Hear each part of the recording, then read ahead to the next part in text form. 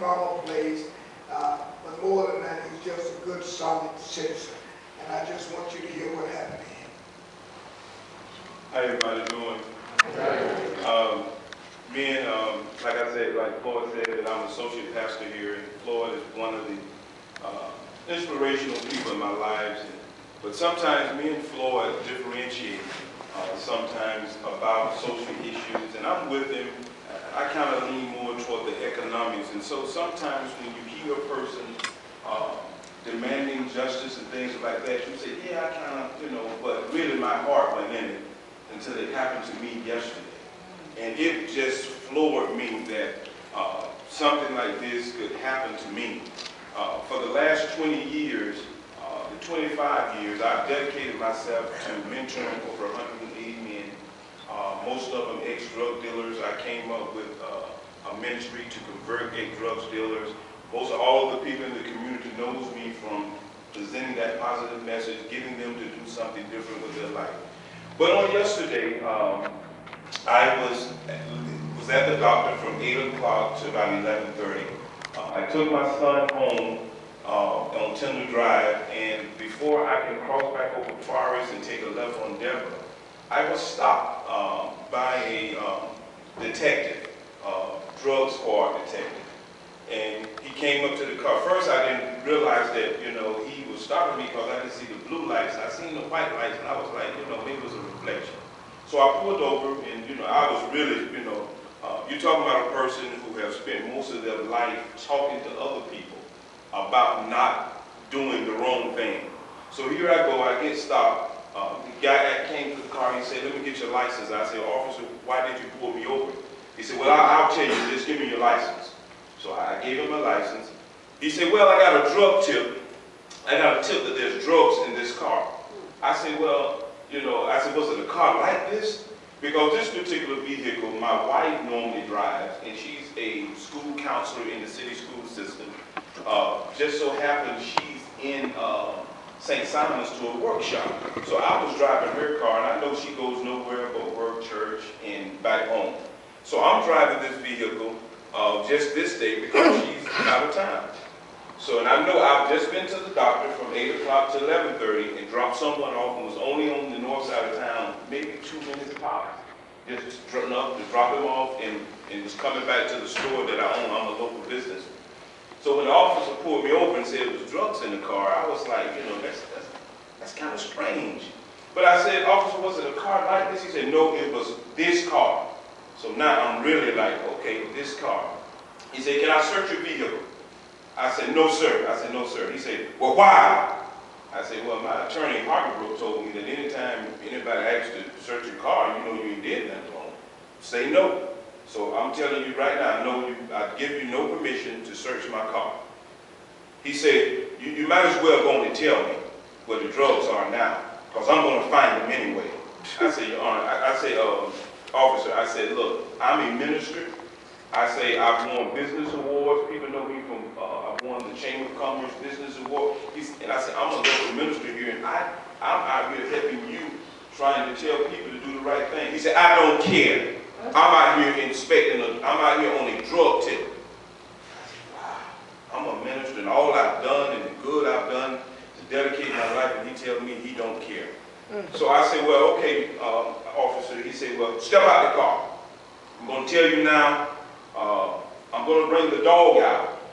And if the dog alerts me that there's drugs in this car, I'm going to search the car.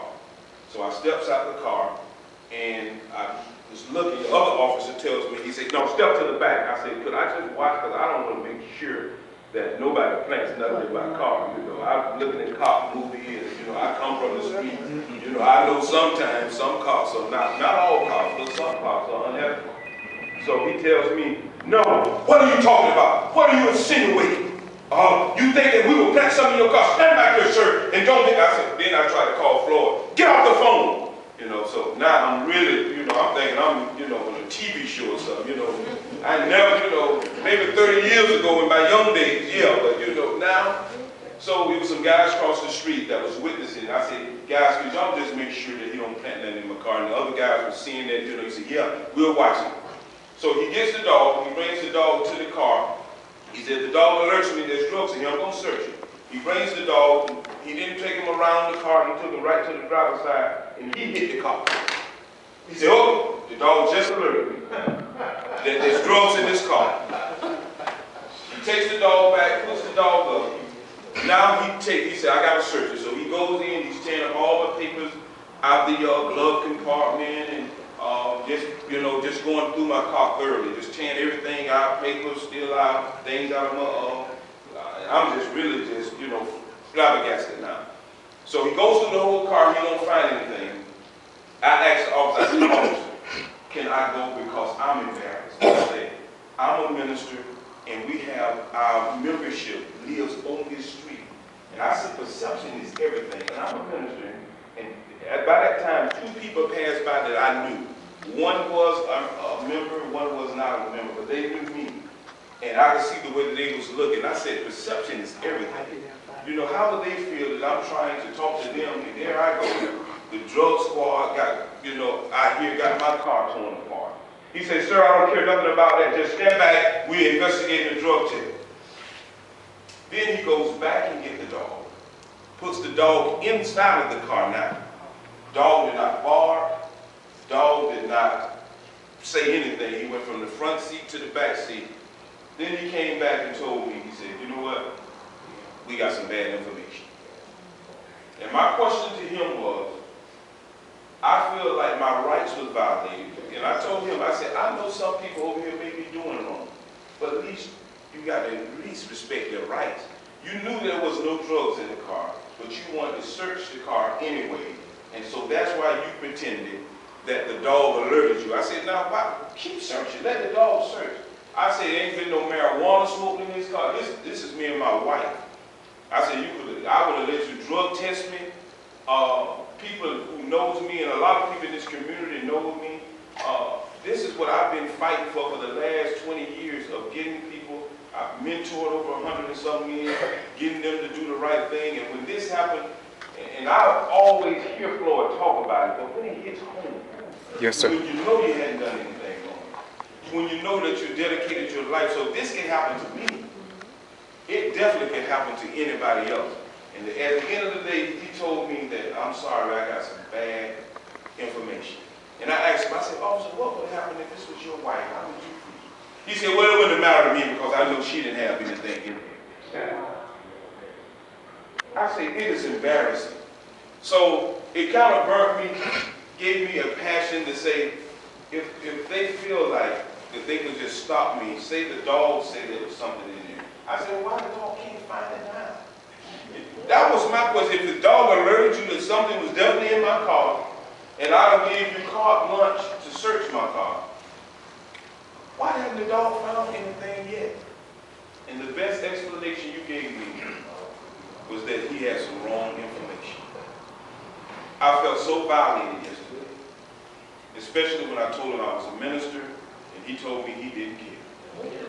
I think that hurt me the most of what I tried to live for, to help other people, get people to do the right thing. And my take has always been introducing people to Jesus, because he'll make a bad man do better.